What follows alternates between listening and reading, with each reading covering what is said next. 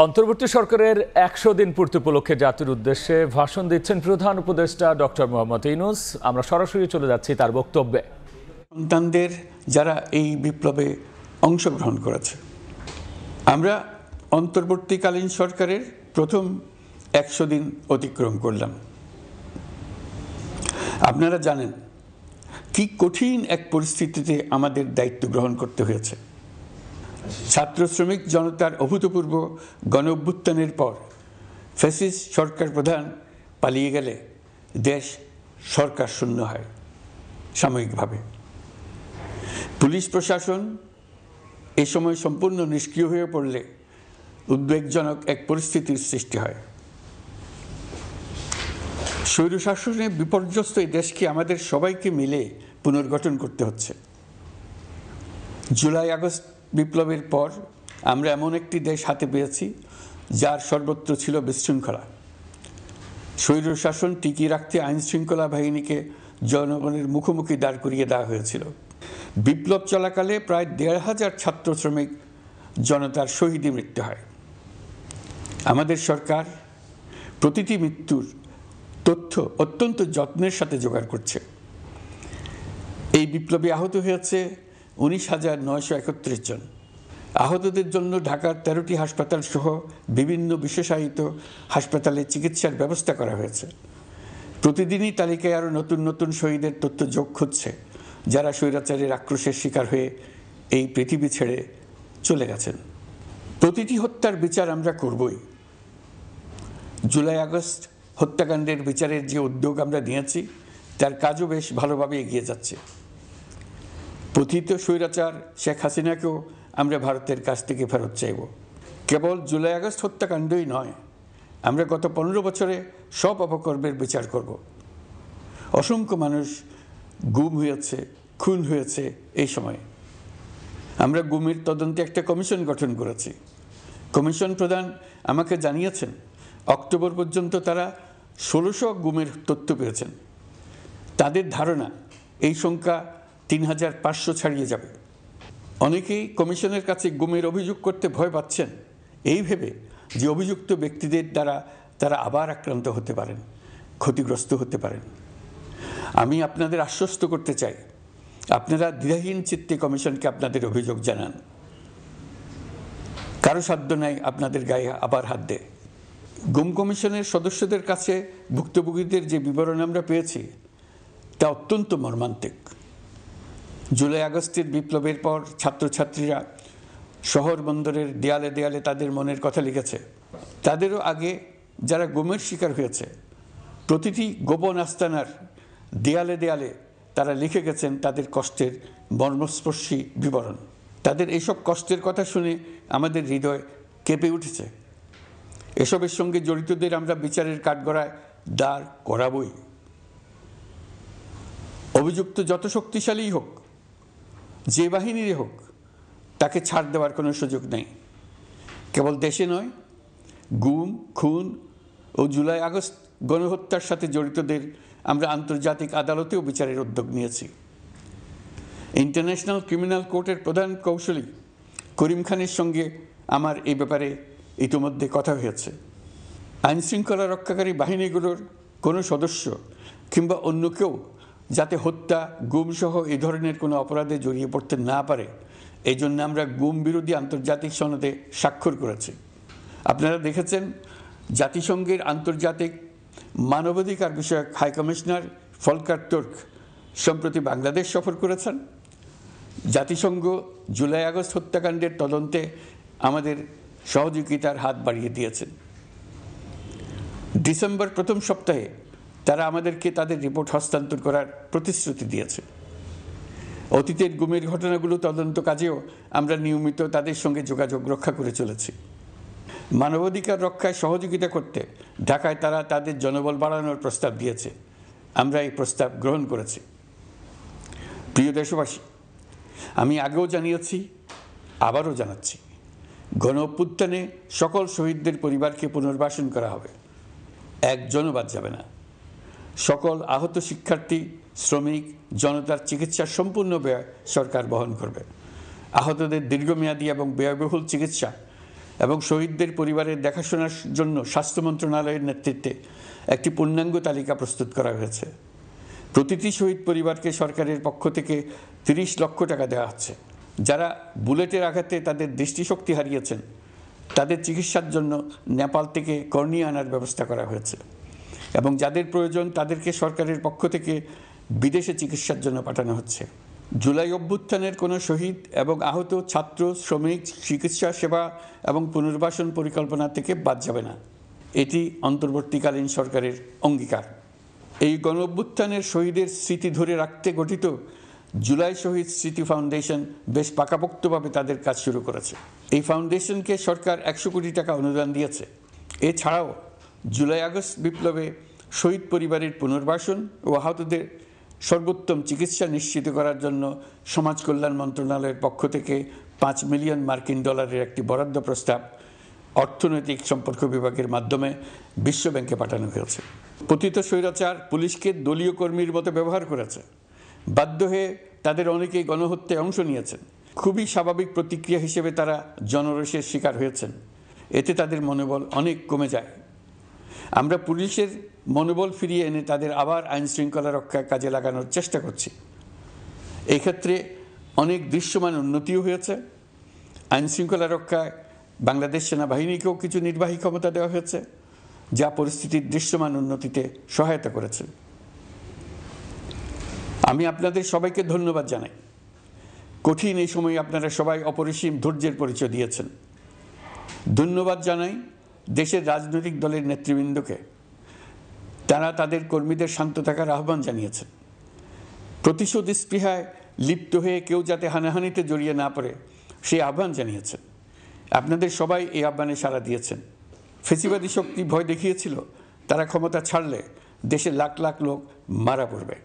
টানা 7 দিন পুলিশ প্রশাসন সম্পূর্ণ নিষ্ক্রিয় থাকার পরও ব্যাপক আকারে সহিংসতা এড়ানো গেছে। আমরা যখন দায়িত্ব গ্রহণ করি বাংলাদেশ তখন সম্পূর্ণ অরক্ষিত একটা দেশ। এই সময় ধর্মীয় সংখ্যালঘুদের মধ্যে অহেতুক আতঙ্ক ছড়ানোর চেষ্টা করা হয়েছে। কয়েকটি ক্ষেত্রে তারা সহিংসতারও শিকার হয়েছেন। কিন্তু এটা নিয়ে যেসব প্রচারণা হয়েছে তা ছিল সম্পূর্ণ অতিরঞ্জিত। অল্প যে সমস্ত সহিংসতার ঘটনা ঘটেছে তার মূল কারণ ছিল রাজনৈতিক। কিন্তু এইসব ঘটনাকে ধর্মীয় আবরণ দিয়ে বাংলাদেশকে নতুন করে অস্থিতিশীল করে তোলার চেষ্টা করা হয়েছে। আপনাদের সবার সহযোগিতায় আমরা দৃঢ়ভাবে এই পরিস্থিতি সামাল দিয়েছি। আমাদের দায়িত্ব গ্রহণের 2 মাসের মাথায় দেশে দুর্গাপূজা উদযাপিত হয়েছে প্রায় 32,000 পূজা মণ্ডপে। দুর্গাপূজা উপলক্ষে নির্বাহী আদেশে একদিন অতিরিক্ত ছুটি ঘোষণা করা হয়, যা উৎসবের আমেজকে অনেক গুণ বাড়িয়ে দেয়। দুর্গাপূজাকে ঘিরে আমরা ব্যাপক নিরাপত্তা প্রস্তুতি নিই, যার ফলে দেশের হিন্দু সম্প্রদায় নির্বিঘ্নে তাদের উৎসব পালন করেছে।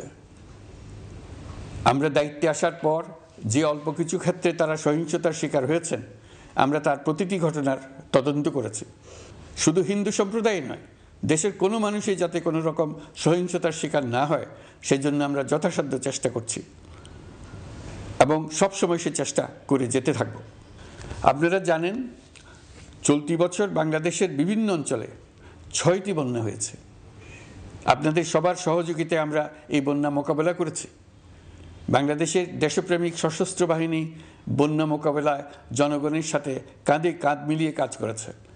বন্যা মোকাবেলা ও বন্যা পরবর্তী পুনর্বাসনের লক্ষ্যে বিশ্বব্যাংকের $250 মিলিয়ন অনুদান এবং স্থানীয় অনুদানের মাধ্যমে 100 কোটি টাকারও বেশি অর্থ সংগ্রহ করা হয়েছে। বন্যার ফলে অনেক জায়গায় ফসলহানি হয়েছে, ব্যাহত হয়েছে পণ্য সরবরাহ শৃঙ্খল। বন্যা পরবর্তী সময়ে বাজারে শাকসবজি সহ নিত্য প্রয়োজনীয় পণ্যের দাম বেড়েছে, ফলে আপনাদের কষ্ট হয়েছে। নিত্যপণ্যের দাম সহনীয় পর্যায়ে রাখতে আমরা যথাসাধ্য চেষ্টা করছি। বাজারে ডিমের সরবরাহ বাড়ানোর জন্য আমরা 9.5 কোটি ডিম আমদানির অনুমতি দিয়েছি। এই জন্য প্রয়োজনীয় শুল্ক ছাড়ও দেওয়া হয়েছে। মধ্যস্বত্বভোগীদের দৌরাত্ম্য কমিয়ে ডিমের উৎপাদকরা যাতে সরাসরি বাজারে ডিম সরবরাহ করতে পারে সেই উদ্যোগও নেওয়া হয়েছে।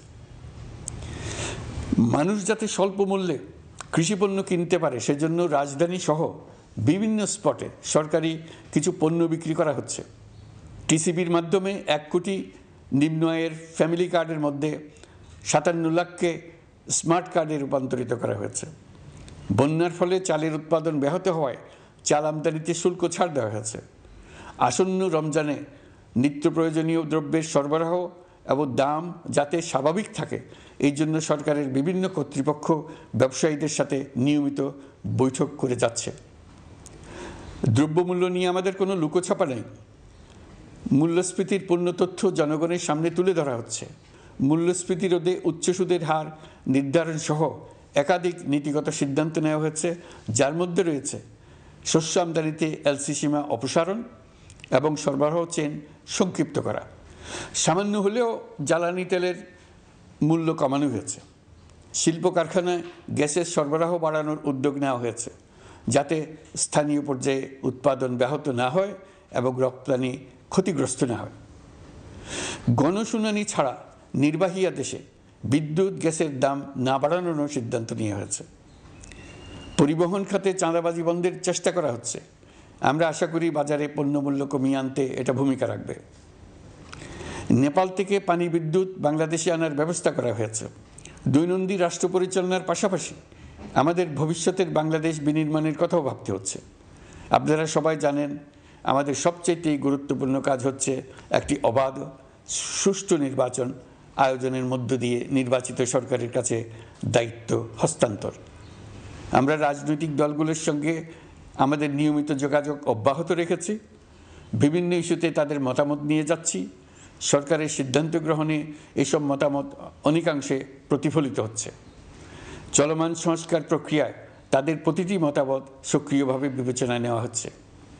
আমরা আশা করছি নির্ধারিত সময়ে ডিসেম্বর জানুয়ারির মধ্যেই সংস্কার কমিশনগুলো তাদের সুপারিশমালা সরকারের কাছে পেশ করতে পারবে। তাদের সুপারিশ নিয়ে আমরা রাজনৈতিক দলগুলোর সঙ্গে ক্রমাগতভাবে আলোচনায় বসব। সকলের ঐক্যমত্যের ভিত্তিতেই আমরা সংস্কার প্রস্তাব চূড়ান্ত করব। নির্বাচন কবে হবে এই প্রশ্ন আপনাদের সবার মনেই আছে, আমাদের মনেও সারাক্ষণ আছে। আপনারা লক্ষ্য করেছেন নির্বাচন আয়োজনের লক্ষ্যে আমরা প্রয়োজনীয় পদক্ষেপ নিতে শুরু করেছি। কয়েকদিনের মধ্যে নির্বাচন কমিশন গঠন হয়ে যাবে। তারপর থেকে নির্বাচন আয়োজন করার সমস্ত দায়িত্ব তাদের উপর বর্তাবে। নির্বাচন কমিশন ভোটার তালিকা হালনাগাদ সহ আরও কিছু কাজ শুরু করে দিতে পারবে, যা একটা অবাধ নির্বাচনের সাথে সরাসরি সম্পৃক্ত। প্রথমবারের মতো প্রবাসী বাংলাদেশিরা পোস্টাল ব্যালটের মাধ্যমে যাতে তাদের ভোটাধিকার প্রয়োগ করতে পারে সে লক্ষ্যেও সরকার কাজ করছে। তবে আমরা মনে করি না যে একটা নির্বাচন কমিশন গঠন করে দিলেই নির্বাচন আয়োজনে আমাদের দায়িত্ব শেষ। রাষ্ট্র ব্যবস্থায় সংস্কার আমাদের এই সরকারের অন্যতম অঙ্গীকার। আপনারাই আমাদেরকে এই ম্যান্ডেট দিয়েছেন। যেই 6টি সংস্কার কমিশন আমরা শুরুতে গঠন করেছিলাম তারা ইতিমধ্যে তাদের কার্যক্রম অনেক দূর এগিয়ে নিয়েছে। বিভিন্ন গণমাধ্যমে আপনারা তাদের কার্যক্রমের আপডেটও দেখছেন। কয়েকটি সংস্কার কমিশন ডিজিটাল প্ল্যাটফর্ম গঠন করেছে। আমার অনুরোধ আপনারা এই প্ল্যাটফর্মে উৎসাহ সহকারে আপনাদের মতামত জানাতে থাকুন। প্রথম 6টি সংস্কার কমিশনের মধ্যে একটি হলো নির্বাচন সংস্কার কমিশন। নির্বাচন অনুষ্ঠানের জন্য এই কমিশনের সুপারিশমালা অত্যন্ত জরুরি। তাদের প্ল্যাটফর্মে যান, আপনার মতামত খোলাখুলিভাবে তুলে ধরুন। আপনি দেশের মালিক, আপনি বলে দিন আপনি কি চান, কিভাবে চান। নির্বাচন নিয়ে আপনাদের সকল বক্তব্য বিনা দ্বিধায় বলতে থাকুন। আপনার মনের কথা তুলে ধরুন। আমার অনুরোধ সংস্কারের কথাটাও একই সঙ্গে বলুন। সংস্কারকে পাশ কাটিয়ে যাবেন না। নির্বাচনের কথা বলার সঙ্গে নির্বাচন ও অন্যান্য ক্ষেত্রে সংস্কারের কথাটিও বলুন। সংস্কার হলো জাতির দীর্ঘমেয়াদী জীবনী শক্তি। সংস্কার জাতিকে বিশেষ করে আমাদের তরুণ তরুণীদের নতুন পৃথিবী সৃষ্টির সুযোগ দেবে। জাতিকে বঞ্চিত করবেন না। নির্বাচন আয়োজনে যে সংস্কার কমিশনের সুপারিশমালায় রাজনৈতিক দলসমূহ এবং দেশের সকল মানুষের মতামত অপরিহার্য, সেই কমিশন হলো সংবিধান সংস্কার কমিশন। এই সুপারিশমালার যে অংশ সকলের কাছে গ্রহণযোগ্য হবে তার ভিত্তিতে নির্বাচনী আইন সংশোধন করতে হবে। সমান্তরালভাবে ভোটার তালিকাও হালনাগাদ করার প্রক্রিয়া চলতে থাকবে। আমি নিশ্চিত নই সংস্কার প্রস্তাবসমূহ বাস্তবায়নের সুযোগ আমরা কতটুকু পাব। তবে আমি আপনাদের কথা দিচ্ছি, আপনারা সুযোগ দিলে প্রয়োজনীয় কিছু অত্যাবশ্যকীয় সংস্কার কাজ শেষ করেই আমরা আপনাদের কাঙ্ক্ষিত নির্বাচন আয়োজন করব। ততদিন পর্যন্ত আমি আপনাদের ধৈর্য ধারণ করার অনুরোধ করব। আমরা চাইব আমরা যেন এমন একটি নির্বাচন ব্যবস্থা সৃষ্টি করতে পারি যা যুগ যুগ ধরে অনুসরণ করা যাবে। এর ফলে সাংবৎসরিক রাজনৈতিক সংকট থেকে আমাদের দেশ রক্ষা পাবে। এই জন্য প্রয়োজনীয় সময়টুকু আমি আপনাদের কাছ থেকে চেয়ে নিচ্ছি। নির্বাচনী সংস্কারের সিদ্ধান্ত হয়ে গেলে খুব দ্রুত আপনারা নির্বাচনের রোডম্যাপও পেয়ে যাবেন।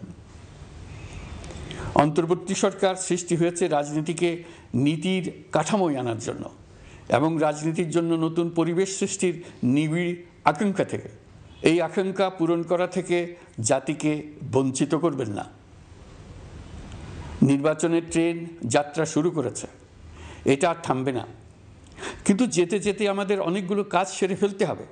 এই ট্রেন শেষ স্টেশনে কখন পৌঁছবে সেটা নির্ভর করবে কত তাড়াতাড়ি আমরা তার জন্য রেল লাইনগুলো বসিয়ে দিতে পারি, আর তা হবে রাজনৈতিক দলসমূহের ঐক্যমত্যের মাধ্যমে। ইতিমধ্যে অন্যান্য সংস্কার কমিশনের সুপারিশমালা নিয়ে আলাপ চলতে থাকবে। নির্বাচন ছাড়াও আরও গুরুত্বপূর্ণ সংস্কার করার ব্যাপারে ঐক্যমত গঠনের জন্য অতিরিক্ত সময় প্রয়োজন হতে পারে। দেশবাসীর কাছে, বিশেষ করে রাজনৈতিক দলগুলির কাছে আমরা ক্রমাগতভাবে প্রশ্ন তুলতে থাকব, কী কী সংস্কার নির্বাচনের আগে আপনারা করে নিতে চান। নির্বাচনের আয়োজন চলাকালীন কিছু সংস্কার হতে পারে। সংস্কারের জন্য নির্বাচনকে কয়েক মাস বিলম্বিতও করা যেতে পারে। আমরা দুদিন পরে চলে যাব, কিন্তু আমাদের মাধ্যমে জাতির জন্য যে ঐতিহাসিক সুযোগ সৃষ্টি হলো, সেই সুযোগটা যেন কোনো রকমই হাতছাড়া করে না দিই, এটার ব্যাপারে দৃঢ় থাকার জন্য আমি দলমত, নারী পুরুষ, ধর্ম, তরুণ, বৃদ্ধ, ছাত্র, ব্যবসায়ী, শ্রমিক, কৃষক নির্বিশেষে সবার কাছে আহ্বান জানাচ্ছি। আশা করি আপনারা আমার এই আবেদন গ্রহণ করবেন। দেশে সংগঠিত অন্যান্য অপরাধের বিচার প্রক্রিয়া ত্বরান্বিত করার জন্য দেশের বিভিন্ন জেলায় সহস্রাধিক প্রসিকিউটর নিয়োগ দেওয়া হয়েছে। হাইকোর্টে ইতিমধ্যে নিয়োগ দেওয়া হয়েছে 23 জন নতুন বিচারক। বিচার বিভাগকে ঘুষ ও দুর্নীতিমুক্ত করার জন্য সম্ভব সব ধরনের চেষ্টাই করা হচ্ছে। বিচারপতিদের নিয়মতান্ত্রিক উপায়ে শাস্তিমূলক ব্যবস্থা গ্রহণের জন্য সুপ্রিম জুডিশিয়াল কাউন্সিল পুনর্বহাল করা হয়েছে। শুধু বিচার বিভাগই নয়, সর্বগ্রাসী দুর্নীতির হাত থেকে দেশের সব খাতকেই রক্ষা করতে আমরা সচেষ্ট হয়েছি। দুর্নীতি দমন কমিশন পুনর্গঠনের কাজ প্রায় শেষ পর্যায়ে। দুর্নীতি ও অর্থ পাচারে অভিযুক্ত প্রভাবশালী 150 ব্যক্তির তালিকা তৈরি এবং 79 জনের বিরুদ্ধে অনুসন্ধান শুরু হয়েছে। 15% হারে আয়কর পরিশোধ করে অপ্রদর্শিত পরিসম্পদ অর্থাৎ কালো টাকা সাদা করার বিধান বাতিল করা হয়েছে। সরকারি কার্যক্রমকে গতিশীল করতে বিভিন্ন পর্যায়ের 19,084 জন কর্মকর্তা কর্মচারীকে পদোন্নতি, 13,429 জনকে বদলি এবং 12,636 জনের বিরুদ্ধে শাস্তিমূলক ব্যবস্থা গ্রহণ করা হয়েছে। সাংবিধানিক প্রতিষ্ঠান পাবলিক সার্ভিস কমিশন পুনর্গঠন করা হয়েছে। কুখ্যাত সাইবার সিকিউরিটি আইন বাতিলের নীতিগত সিদ্ধান্ত হয়েছে। এই আইনের অধীনে হওয়া যেসব মামলা মানুষের মত প্রকাশের অধিকারের সাথে সম্পর্কিত সেগুলো প্রত্যাহার করা হয়েছে। এছাড়াও 133টি আইন বিধিবিধান তৈরি ও সংশোধন করা হয়েছে। 353টি গুরুত্বপূর্ণ নীতি নির্ধারণের সিদ্ধান্ত গ্রহণ করা হয়েছে। ছাত্রছাত্রীদের দাবি মেনে ইতিমধ্যে সরকারি চাকরির বয়সসীমা 32-এ উন্নীত করা হয়েছে। আমরা জানি আমাদের কাছে আপনাদের আরও অনেক দাবি দেওয়া আছে। দীর্ঘদিনের অপশাসন, অত্যাচার, অনাচারের ফলে আপনাদের মনে অনেক ক্ষোভ পঞ্জীভূত হয়েছে। দেশে বাক স্বাধীনতা না থাকায় আমরা কেউ আমাদের মতামত, দাবি দেওয়া প্রকাশ করতে পারিনি। আমরা আপনাদের প্রতিটি দাবির প্রতি সহানুভূতিশীল। আমরা ধৈর্য সহকারে আপনাদের কথা শুনতে চাই, কিন্তু সেজন্য আপনারা সড়ক অবরোধ করে জনদুর্ভোগ সৃষ্টি করলে আমাদের সকলেরই অসুবিধা হয়। আমাদের একান্ত অনুরোধ, আপনারা নির্দিষ্ট চ্যানেল মেনটেন করে আপনাদের দাবি দেওয়া পেশ করবেন।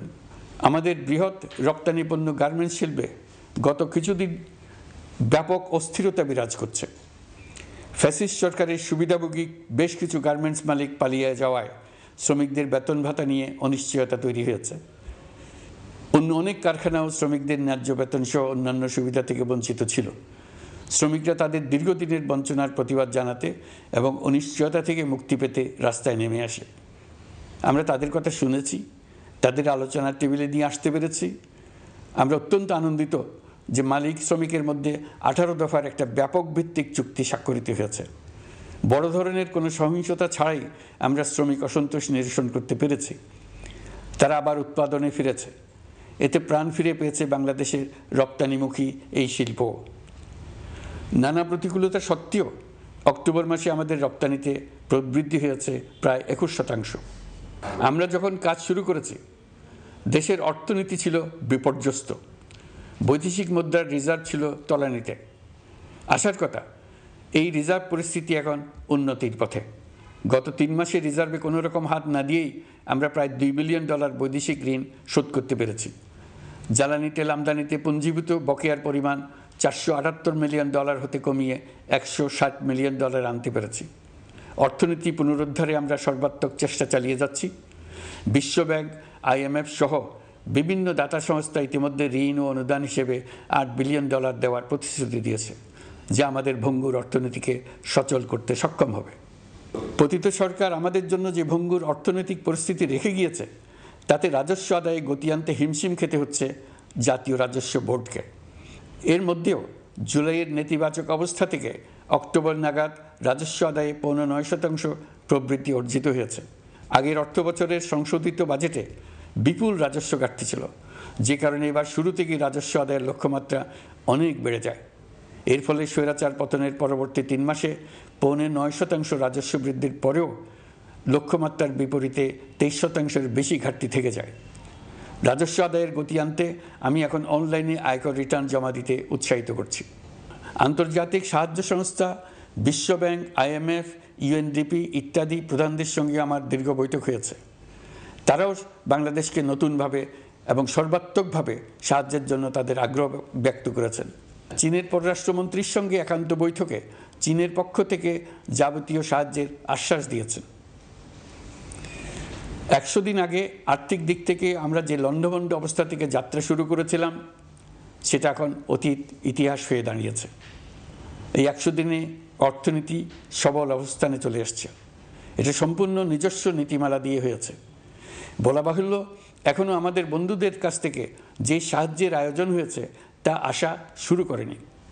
বন্ধু রাষ্ট্রগুলো শুধু যে আমাদের বড় বড় অঙ্কের সাহায্য দিয়ে আসছে তাই নয়, তারা এই সাহায্য দ্রুততম সময়ে আসা শুরু করবে এই প্রতিশ্রুতিও আমাকে দিয়েছেন।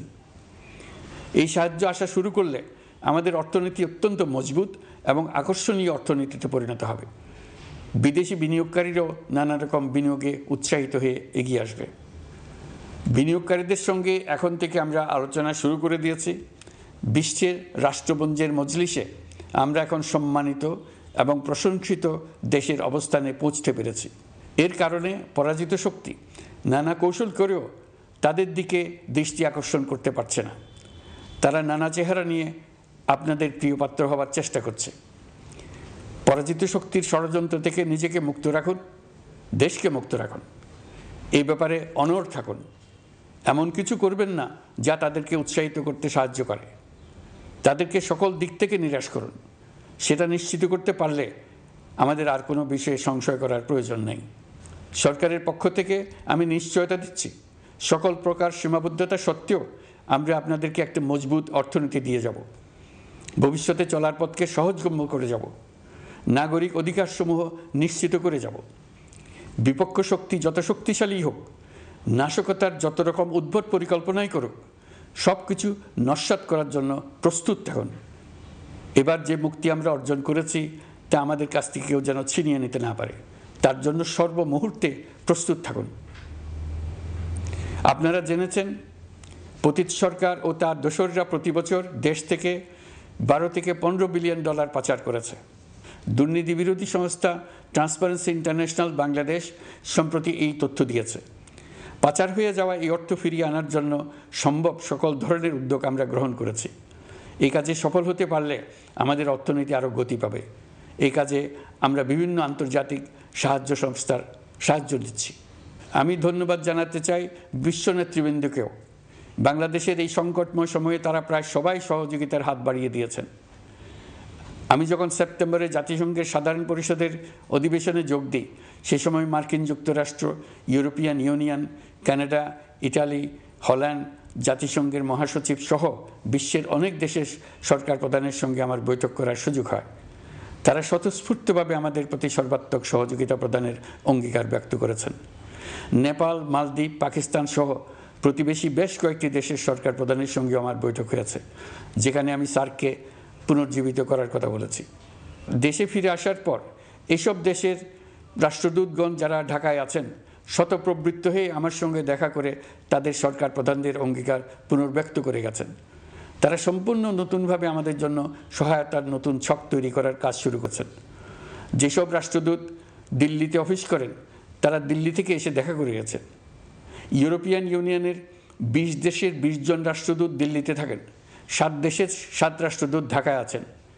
দিল্লি থেকে একসঙ্গে 20 জন রাষ্ট্রদূত সহ মোট 27 রাষ্ট্রদূত সমবেতভাবে আমার সঙ্গে বৈঠক করার জন্য আগামী কয়েকদিনের মধ্যে ঢাকায় আসছেন। আগে কখনো ইউরোপিয়ান ইউনিয়নের 27 জন রাষ্ট্রদূত একত্র হয়ে সরকারের সঙ্গে আলোচনায় বসেনি। দিল্লি থেকে এই বিশাল সংখ্যক রাষ্ট্রদূত একসঙ্গে বৈঠক করার জন্য কোনোদিন আসেনি। এবার এই কাজটি করার পেছনে আছে ইউরোপিয়ান ইউনিয়নের সমর্থন প্রকাশ করা এবং অর্থনৈতিক ক্ষেত্রে উচ্চ পর্যায়ের সহযোগিতা গড়ে তোলা। ইতিমধ্যে আমার সঙ্গে দেখা করেছেন সৌদি আরব, সংযুক্ত আরব আমিরাত, ব্রাজিল, তুরস্ক, রাশিয়া, ফিনল্যান্ড, সিঙ্গাপুর, লিবিয়া সহ অনেক দেশের রাষ্ট্রদূত। দ্বিপাক্ষিক নানা সহযোগিতা সহ বাণিজ্য বিনিয়োগ বৃদ্ধির আশ্বাস তারা দিয়েছেন। আমরা প্রবাসী বাংলাদেশিদেরও বেসরকারি খাতে বিনিয়োগ করার জন্য আহ্বান জানাচ্ছি। বাংলাদেশের অর্থনৈতিক উন্নয়নে তরুণদের কর্মসংস্থানের মূলে রয়েছে বেসরকারি খাত। আমাদের বিনিয়োগ বোর্ডের নির্বাহী চেয়ারম্যান 2 শতাধিক বেসরকারি প্রতিষ্ঠানের প্রধান নির্বাহী, উদ্যোক্তা ও বিনিয়োগকারীর সঙ্গে পৃথক পৃথকভাবে বৈঠক করেছেন। নীতির ধারাবাহিকতার অভাব, সরকারি বেসরকারি পর্যায়ে মত বিনিময়ের অভাব, সরকারি অফিসের জটিল প্রক্রিয়া এবং সর্বোপরি দুর্নীতি বিদ্যমান বিনিয়োগকারীদের সমস্যায় ফেলেছে। বিনিয়োগকারীদের উদ্বেগ নিরসনে আমরা অনেকগুলো কাজ করেছি। ইতিমধ্যে সত্যিকারের ওয়ান স্টপ সার্ভিস চালু হয়েছে। বিনিয়োগ সংক্রান্ত চ্যালেঞ্জ সমাধানে আন্তঃমন্ত্রণালয় কমিটি গঠন করা হয়েছে। বেসরকারি খাতের উপদেষ্টা কাউন্সিল ও ডিজিটালাইজেশনের মাধ্যমে সরকারি অফিসে না এসে প্রয়োজনীয় কর্মসম্পাদনের পদক্ষেপ নেওয়া হয়েছে। বিনিয়োগ উন্নয়ন সংস্থা আমাদের অগ্রগতির বিষয়ে সবাইকে মাসিক ভিত্তিতে আপডেট করে যাচ্ছে। আমরা প্রবাসীদের কল্যাণে কাজ করছি। আমার অনুরোধে সংযুক্ত আরব আমিরাত সাজাপ্রাপ্ত 57 জন সহ অন্যান্য বাংলাদেশিকে মুক্তি দিয়েছে। এইসব বাংলাদেশি যাবজ্জীবন কারাবাসের ঝুঁকি নিয়ে ফেসিবাদের বিপক্ষে প্রতিবাদ করেছিল। বাংলাদেশিরা এরকম প্রতিবাদ আরও অনেক দেশেই করেছেন।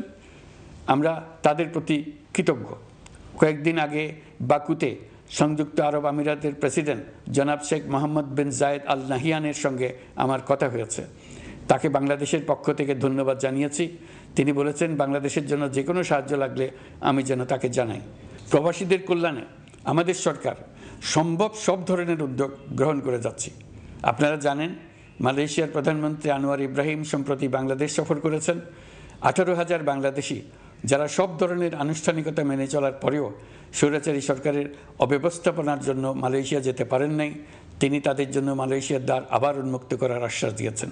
এই লক্ষ্যে আমরা কাজও শুরু করেছি। আপনারা জেনে থাকবেন মালয়েশিয়া আগামী বছর দক্ষিণ পূর্ব এশিয়ার আঞ্চলিক সহযোগিতা সংস্থা আসিয়ানের চেয়ারম্যানের দায়িত্ব নিতে যাচ্ছে। আমরা ইতিমধ্যে আসিয়ানের সদস্য পদের জন্য আবেদন করেছি। মালয়েশিয়ার প্রধানমন্ত্রী আমাদের আবেদন সক্রিয়ভাবে বিবেচনার আশ্বাস দিয়েছেন। একই ধরনের আশ্বাস আমরা পেয়েছি ইন্দোনেশিয়া থেকেও। ইন্দোনেশিয়ার পক্ষ থেকে সে দেশে রাষ্ট্রীয় সফরে যাওয়ার জন্য আমাকে অনুরোধ করেছে।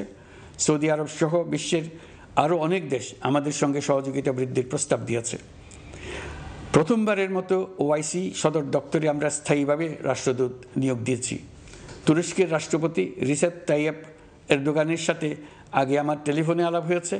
এবার COP29 সম্মেলনে গিয়ে তিনিও তার স্ত্রীর সঙ্গে অত্যন্ত অন্তরঙ্গ পরিবেশে আলোচনা হয়েছে। বাংলাদেশের প্রতি তার বিশেষ সমর্থনের কথা তিনি বারবার প্রকাশ করেছেন। তুরস্কের একটি বাণিজ্য প্রতিনিধি দল ইতিমধ্যে বাংলাদেশ সফর করেছে। তুরস্ক এদেশের সঙ্গে অর্থনৈতিক সম্পর্ক উন্নয়নের জন্য টার্কিশ ইনভেস্টমেন্ট অথরিটি বা টিকা একটি অফিস ঢাকায় স্থাপনের জন্য ঘোষণা দিয়েছে।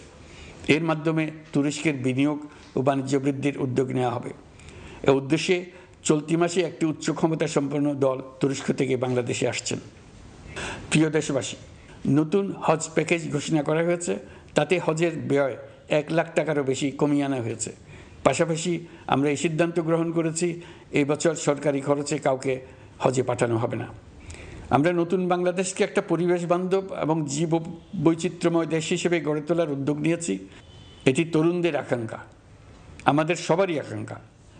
সেই লক্ষ্যে আমি প্রথমেই একটি ক্ষুদ্র পদক্ষেপ নিয়েছি।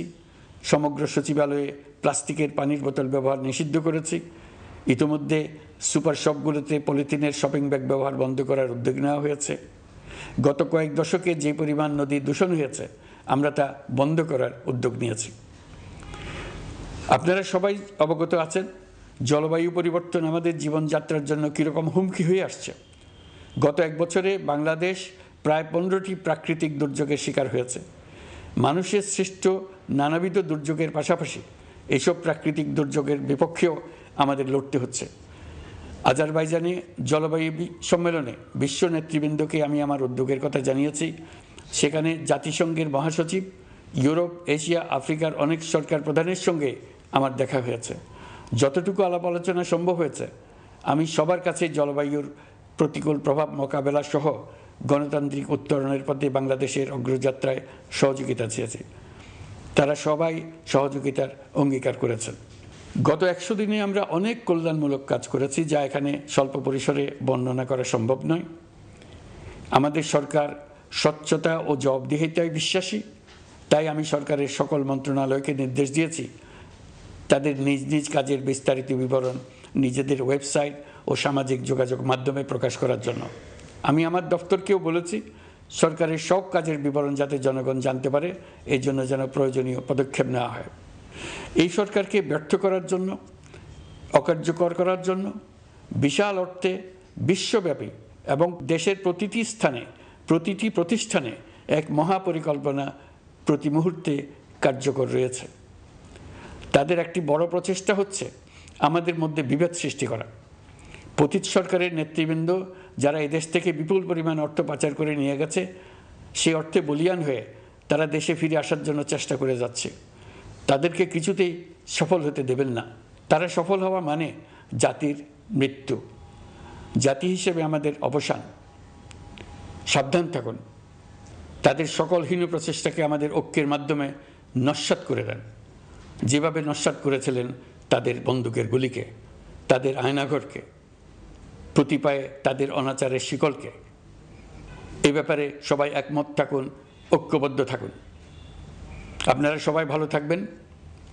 দেশের সকল শিশু, কিশোর কিশোরী, তরুণ তরুণী, ছাত্রছাত্রী, বয়স্ক, বৃদ্ধ, পুরুষ, মহিলা সবাইকে আমার সালাম জানাচ্ছি। আসসালামু আলাইকুম।